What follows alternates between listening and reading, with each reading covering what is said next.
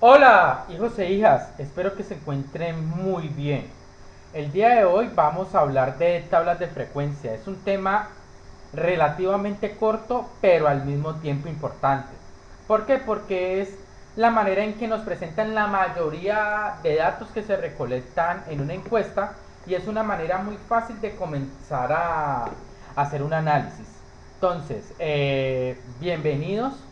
En esta primera imagen coloco precisamente una bastante generalizada sobre votaciones, debate y política, porque para ser honestos, precisamente en estas áreas es donde se utiliza mucho esto de las tablas de frecuencia.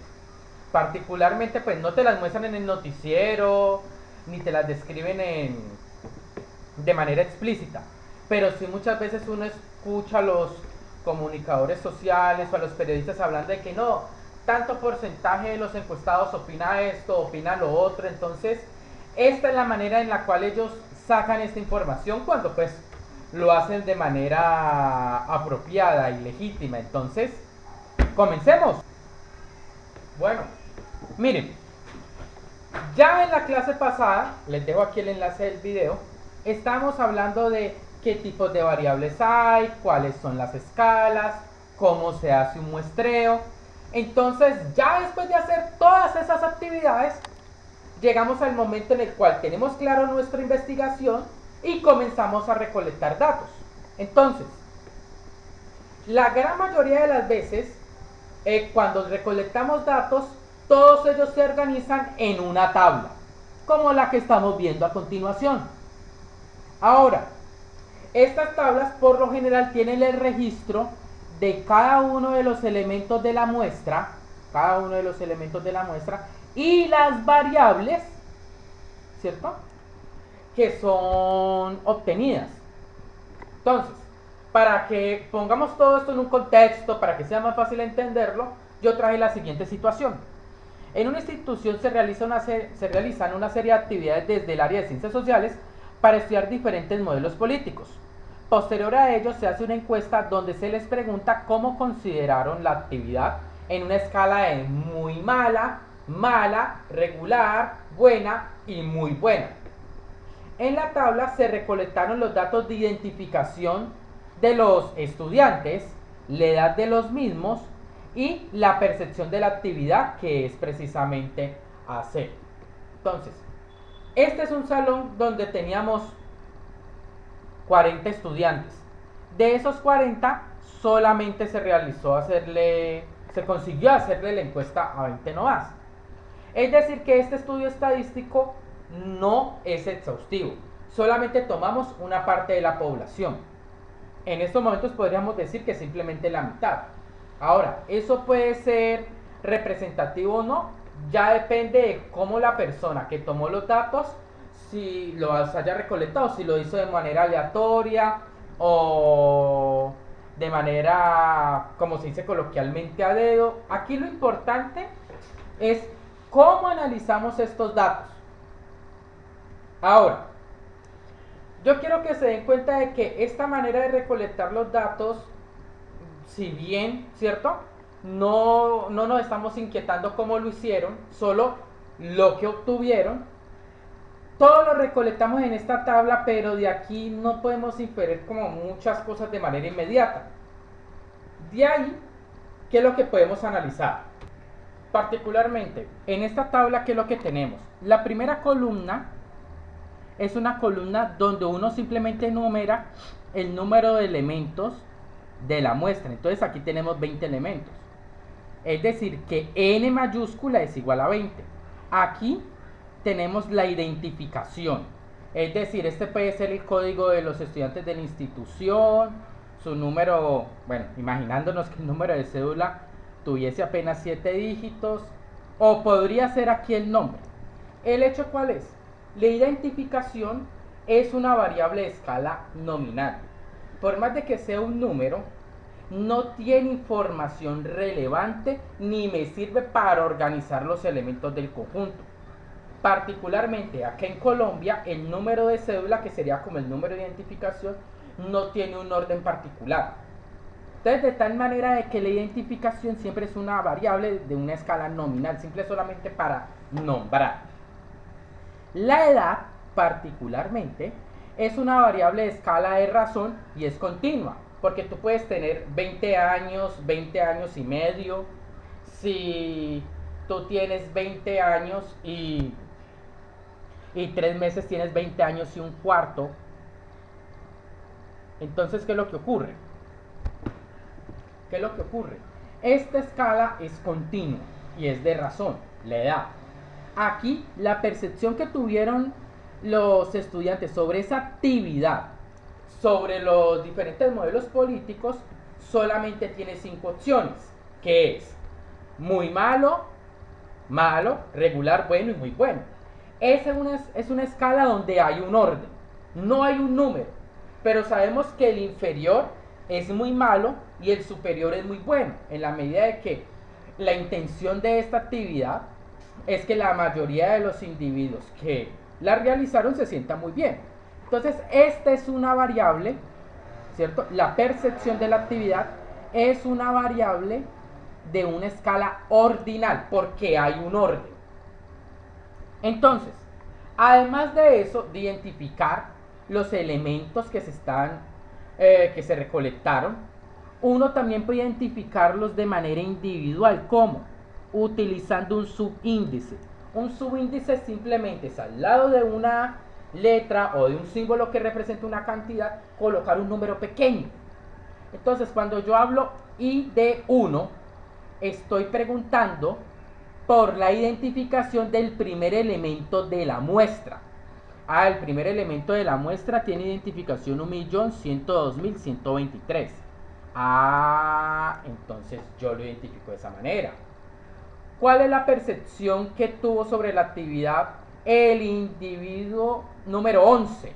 El elemento número 11 de la muestra. Yo miro acá y fue M.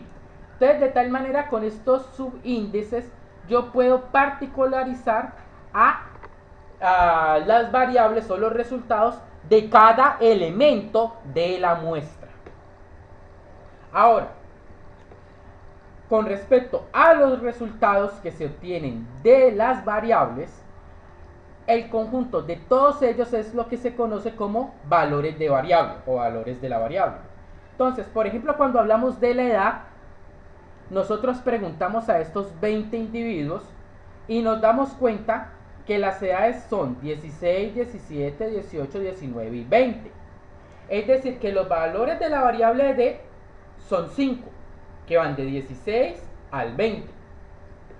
Cuando hablamos de la variable AC, ¿cuáles son los valores de la variable? A son MM, MR, B y MB. Es decir, que tiene 5 también.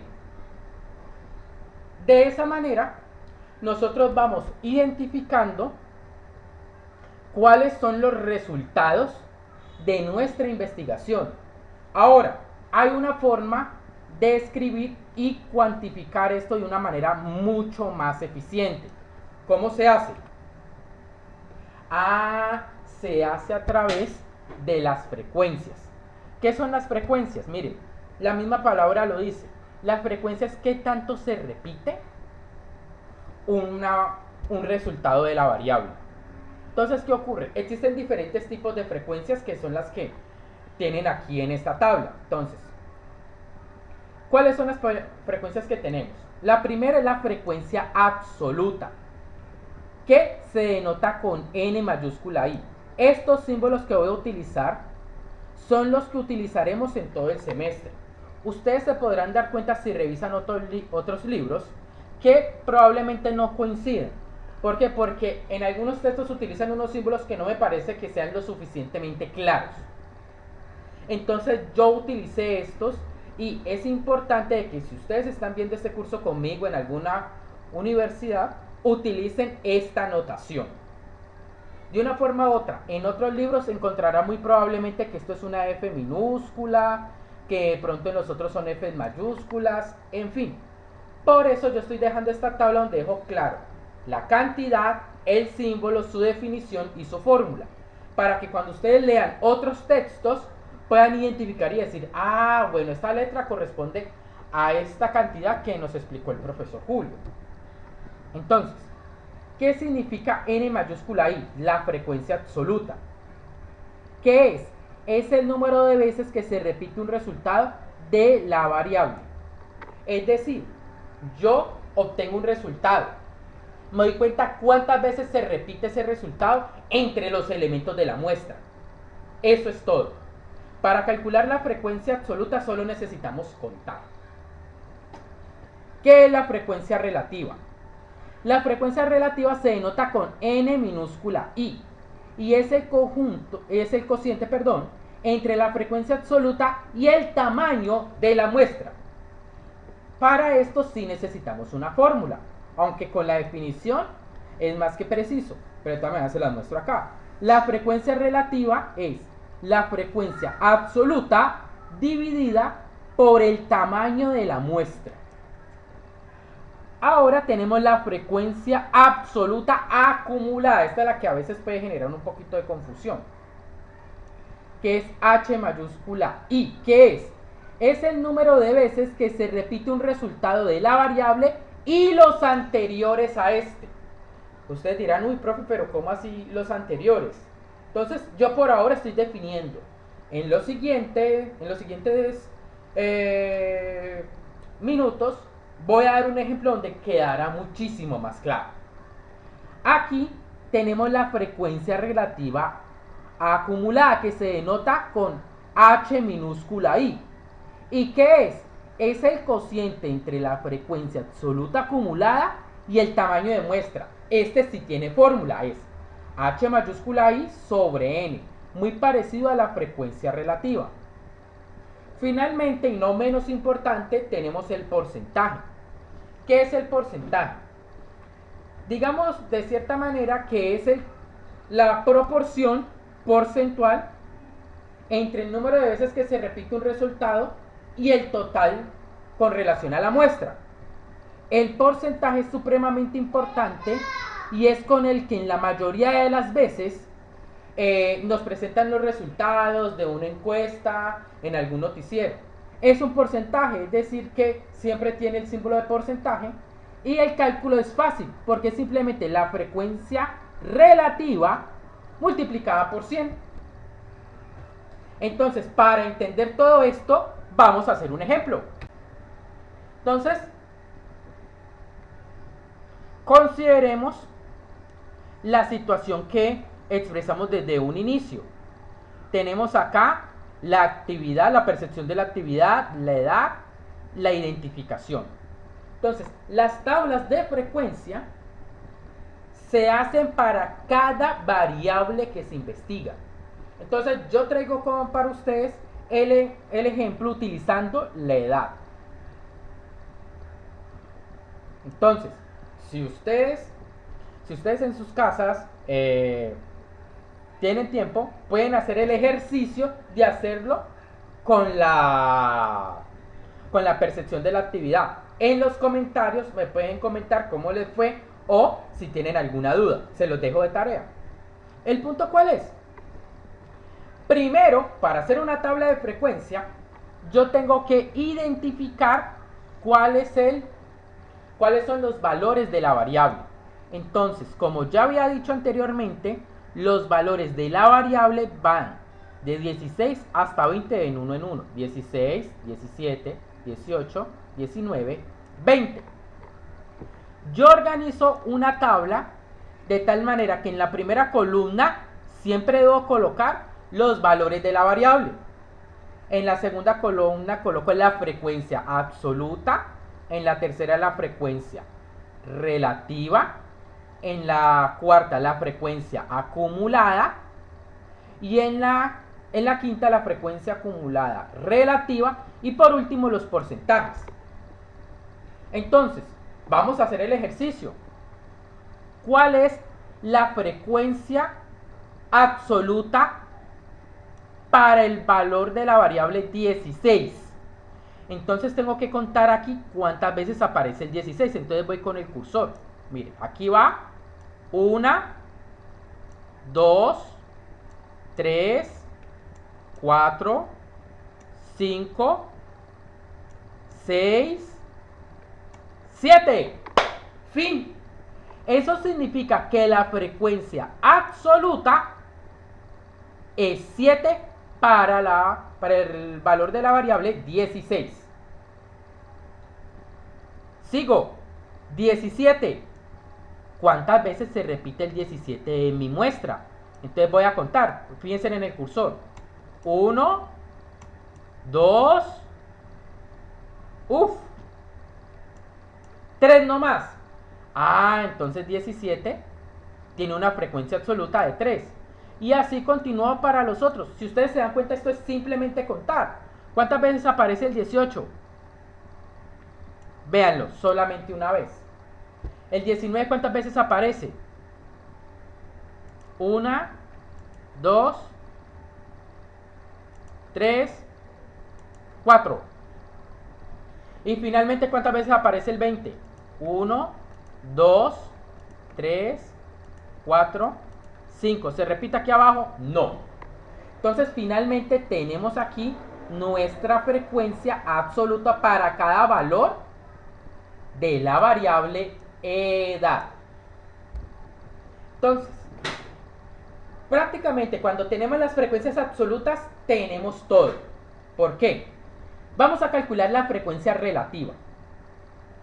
La frecuencia relativa 1 corresponde a la división entre la frecuencia absoluta 1, que debe representar el primer valor de la variable, dividido por el tamaño de muestra.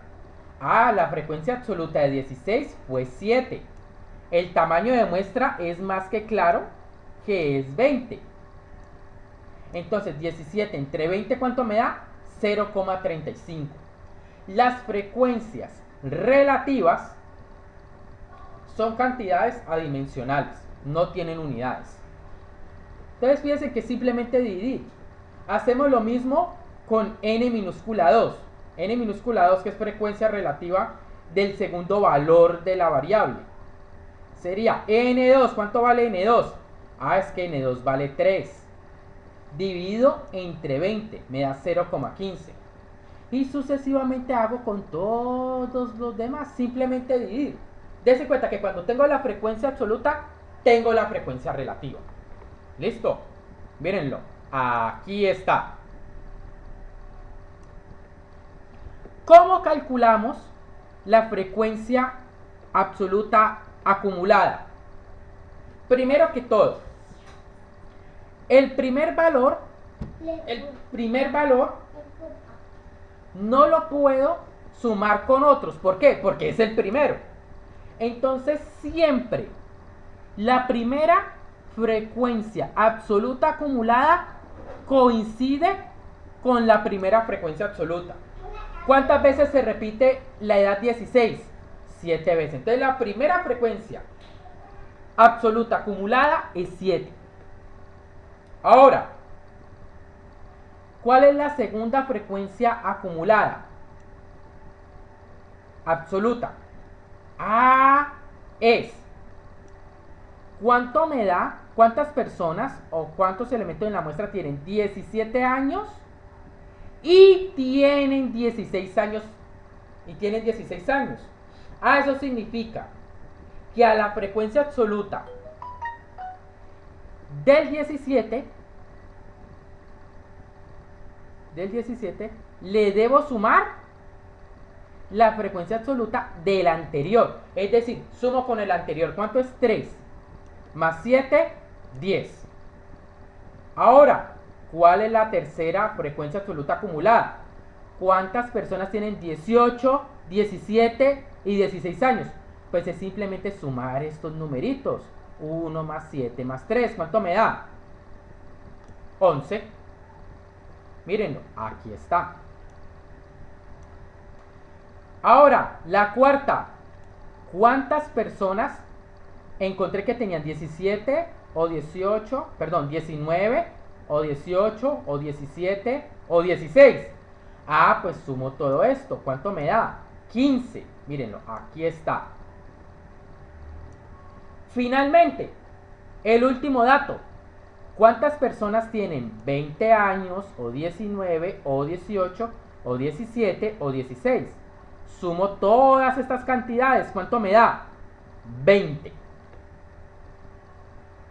Finalmente, vamos a calcular la frecuencia relativa acumulada. ¿Cómo se hace? Fácil. ¿Por qué? Porque es que yo ya tengo las frecuencias absolutas acumuladas. Entonces, las relativas es simplemente coger las absolutas y dividirlas por el tamaño de muestra. Entonces, la primera frecuencia relativa acumulada es la frecuencia absoluta acumulada dividido entre el tamaño de muestra, es decir, 7 entre 20 es 0,35. La segunda frecuencia relativa acumulada es la frecuencia absoluta acumulada dividido el tamaño de muestra, que es 10 entre 20, que es 0,5. Después, ¿cuál es la tercera frecuencia relativa acumulada? Hacemos el cociente de este entre la frecuencia acumulada, perdón, el tamaño de muestra, que sería 15 dividido entre 20, que me da 0,75. Finalmente, el H minúscula 5 es, ¿cuál es la frecuencia acumulada absoluta? 20 dividido entre 20, pues me tiene que dar 1. Ustedes piensen que esto simplemente es cosa de ser organizados. Y ya obtenemos nuestra tabla de frecuencias. Fuera de eso, la última columna es la más fácil de calcular, porque simplemente cogerme la frecuencia relativa y multiplicármela por 100. 0,35 por 100 es 35%. 0,15 por 100 es 15%. 0,05 por 100 es 5%. 0,2 por 100 es 20. 0,25, 25%. Entonces, ya la tenemos. Es súper importante que siempre que hagamos una tabla de frecuencias coloquemos el rótulo. El rótulo es lo que describe qué es lo que tenemos en la tabla. Entonces eso no se nos puede olvidar. Ustedes se estarán preguntando en estos momentos qué es esta última fila que tenemos acá. Esta última fila es un total. Algunas veces se coloca, algunas veces no. Aquí en este curso siempre la colocaremos. ¿Por qué?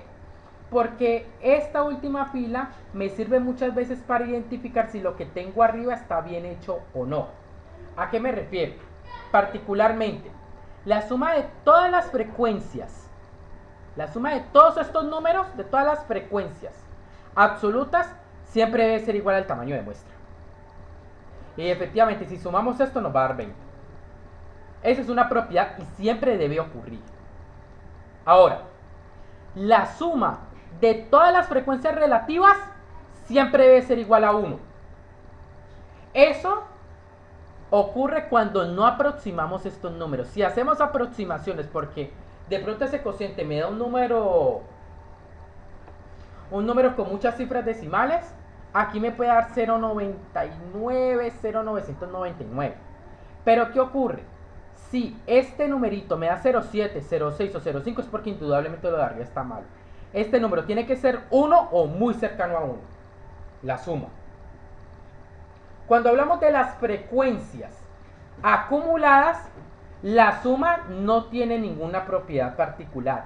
Pero el último dato sí. ¿Qué ocurre? Particularmente, el último dato de la frecuencia acumulada absoluta debe ser igual al tamaño de muestra, es decir, este siempre tiene que ser igual a este. Ahora, el último dato de las frecuencias relativas acumuladas debe ser un número cercano a 1 o idénticamente igual a 1. Cercano a 1 si tuvimos que hacer aproximaciones. Exactamente igual a 1 si no las hacemos. Y por último, los porcentajes, la suma de todos los porcentajes siempre da 100% o un número cercano a 100. Entonces, estas propiedades que yo les puse acá siempre se deben satisfacer y es un indicador de que lo que estamos haciendo está bien hecho o está mal hecho. Entonces, ya hicimos un poco de cálculos, Pero ahora, ¿qué es lo que debemos hacer? Ahora debemos interpretar qué es lo que tenemos acá, que es lo más importante. Entonces, miren, ¿cuál de estas variables o cuál de estos parámetros, parámetros no, estadígrafo, es la palabra apropiada, es el más indicado o es el que más se utiliza? El de los porcentajes. ¿Por qué? Yo puedo decir que en mi muestra el 35% de personas tenían 16 años. Yo puedo decir que el 15% de los individuos de la muestra tenían 17, que el 5% tienen 18, que el 20% tienen 19, que el 25% tienen 20 años. Lo que significa que aquí puedo afirmar que la mayor parte de la muestra, ¿qué edad tiene? 16 años, no son mayores de edad, todavía no votan. Entonces les pareció interesante. Es decir, estuvieron en la actividad, participaron en la actividad. Entonces, ¿cuál es el porcentaje menor de edad? Los de 18 años. Hubo solamente 5 personas, solamente el 5% de la muestra tenía 18 años. Entonces fíjense que esto es lo importante. ¿Qué ocurre? Esto es lo que en la mayoría de veces nosotros presentamos en las investigaciones científicas o lo que nos muestran en los medios de comunicación, porque es muy fácil escuchar en el noticiero, en las intenciones de voto el 35% de los encuestados dijo que está a favor del partido A, o el 50% está a favor del partido B.